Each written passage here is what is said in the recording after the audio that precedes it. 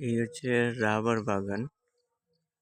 Rubber বাগানের যে rubber উঠানো হয় কীভাবে, রাবার গাছ থেকে যেভাবে ওই যে বাটির মধ্যে ঠিক একটা পাত্রের মধ্যে রাখা, এই যে দেখতে কেমন লাগছে, বাটির মধ্যে রাবার এভাবে ওই গাছ থেকে রাবারগুলো পড়ছে, বাটির মধ্যে জমা হচ্ছে। আর এই জমা বাটি থেকে জমাগুলো তারপরে বালতিতে করে নিয়ে তারপরে টুকটাক আরও কিছু কাজ টাজ এই মডিফাই করে তারপরে বাজারে সেল করা হচ্ছে।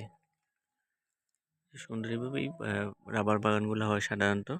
প্রত্যেকটার সাথে একটা বাটি থাকে লাগানো এবং ওই প্রত্যেকটা বাটি থেকেই সংগ্রহ করা হয় রাবার।